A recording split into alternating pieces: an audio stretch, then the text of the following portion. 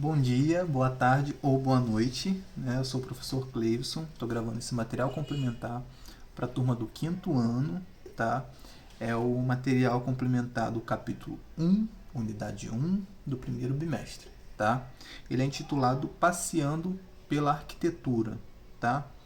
Esse título ele já sugere um pouquinho do que a gente vai conhecer dentro do capítulo, mas eu já adianto que a gente vai entender como que funciona na prática a vida de um arquiteto, como que funciona na prática a vida do engenheiro, que na verdade essa questão do arquiteto e engenheiro é uma coisa que eu complementei dentro do conteúdo de vocês, que não vem especificamente falando no capítulo, ele fala só sobre a arquitetura em si, né, como que os ambientes construídos eles são pensados pelo arquiteto, mas eu trouxe também essa relação do arquiteto para vocês com o engenheiro, tá?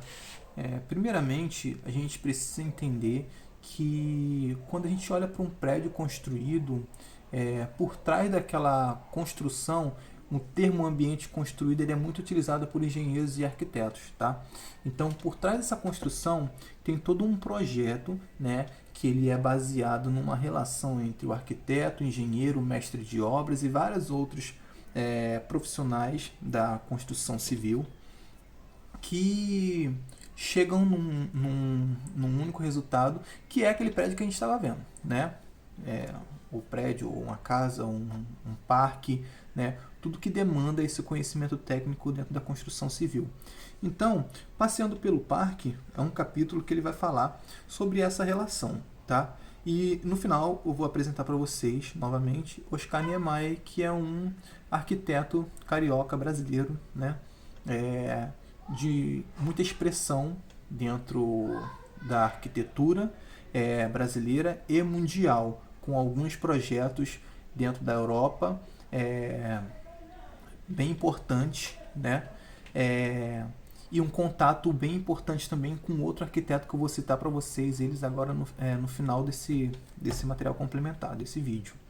Então, vamos lá. O arquiteto é aquele cara que vai projetar no papel todas as ideias, né, do proprietário, dele mesmo, que é a criatividade que ele vai utilizar, e do engenheiro, tá?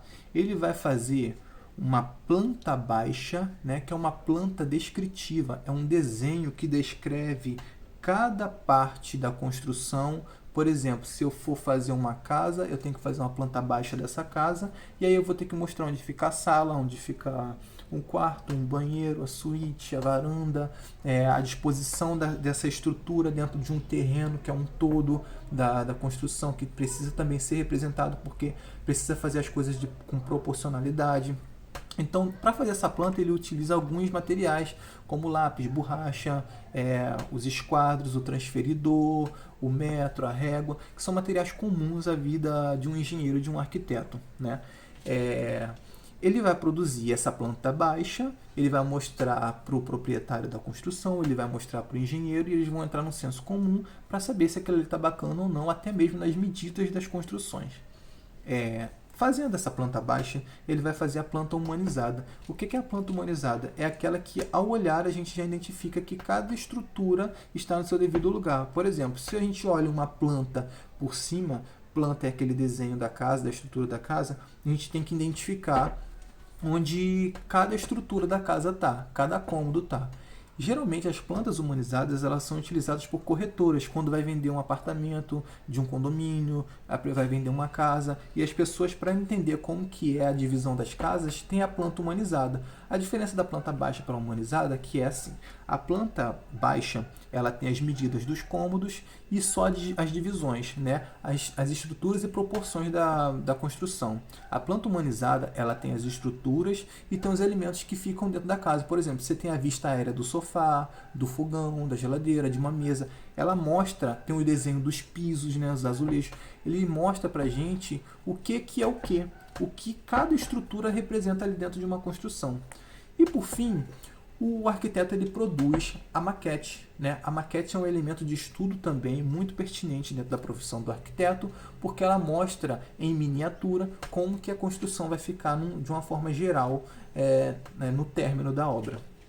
Um engenheiro é aquele cara que pensa a estrutura de acordo com o tipo de material que ele vai usar, relacionando esse material e essa estrutura com o tipo de solo. Ele estuda se aquele solo está bacana, ele estuda se aquele solo ele precisa de um reforço, se uma estrutura, se é uma reforma, ele vai estudar se aquela reforma ela é pertinente ou não, se vale a pena demolir toda a construção que já existe, que é antiga, para poder construir uma outra, se precisa reforçar as estruturas existentes para poder construir outra por cima. O engenheiro, na verdade, é aquele cara que vai pensar na força, na estrutura física da construção, no sustento daquela construção em si. Agora que eu falei a diferença de um para o outro, e eu já citei para vocês em sala de aula também que eles não trabalham separadamente, isso é uma profissão são profissões que trabalham em conjunto, um relacionado com o outro, um depende do outro, né? E não necessariamente um se limita ao trabalho do outro, é uma parceria, né, entre o arquiteto e o engenheiro. Por último, o capítulo ele apresenta para a gente Oscar Niemeyer, que foi um grande arquiteto carioca, né, brasileiro, de grande expressividade no mundo da arquitetura. O Oscar Niemeyer ele foi um carioca que começou fazendo estágio de graça, né, no escritório de Lúcio Costa, e depois ele foi ganhando uma proporção tão grande no seu trabalho, participou até do projeto da Cidade Planejada de Brasília, né, e o grande mote do Oscar Niemeyer foi a criatividade dos seus projetos. Oscar Niemeyer ele trabalhava com concreto armado, né, que são aquelas estruturas. Um grande exemplo para você entender o que é concreto armado é só olhar as estruturas dos CIEPs, né? Lá no 49 tem um CIEP 155, aqui no 40 tem um CIEP 156. Os CIEPs, para quem não sabe, eles são projetos do Oscar Niemeyer na época do Brizola, né? São projetos do Oscar Niemeyer. Então, ali nos CIEPs, eles têm duas características principais do Oscar Niemeyer. Primeiro o concreto armado, que a gente já falou, as cores. Então, são três características. As cores, o concreto armado e as janelas que são meio ovaladas, né? Nesse formato assim, ó, não é um coração, é assim. É um formato ovalado, que é uma das características das obras dele, que são as sinuosidades. Ele quebra a questão das coisas retilíneas, das retas, né, que são muito comuns dentro da arquitetura. Um outro exemplo para vocês é o MAC, o Museu de Arte Contemporânea, que fica lá em Niterói, aquele que parece um disco voador, né, que tem uma base embaixo, bem menor do que a estrutura de cima, que sustenta aquela outra parte bem grande, que parece um disco voador. Isso é um outro projeto do Oscar Niemeyer.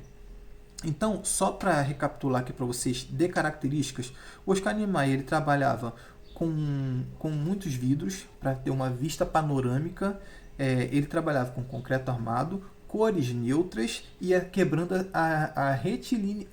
as questões da linha dentro da construção, né? Ele não tinha um apreço, uma apreciação das linhas dos prédios formais, então ele quebrava essa questão das linhas, das retas e colocava sinuosidades. Se vocês buscarem na internet todos os projetos dele, a maioria tem essa característica de sinuosidade, de curvas nas construções. Só para concluir, Oscar Niemeyer, quando ele teve o maior contato com a arquitetura mundial, assim, quando seu nome começou a se expandir para além do Brasil, ele teve contato com Le Corbusier, que foi um nome precursor da arquitetura moderna e contemporânea na Europa. Então, o Oscar Niemeyer ele bebeu muito dessa fonte. O Le Corbusier ele é um cara que teve uma grande expressão dentro da arquitetura mundial. Então é isso, gente. A gente fecha essa explicação aqui. Espero que tenha sido claro para vocês. Eu vou deixar esse material com vocês a partir de agora, e junto com ele vai uma proposta de atividade, tá? Espero que vocês estejam aproveitando bem esse tempo, estudando e mantendo as medidas preventivas para a gente acabar logo com esse vírus e voltar à nossa rotina normal. Um abraço.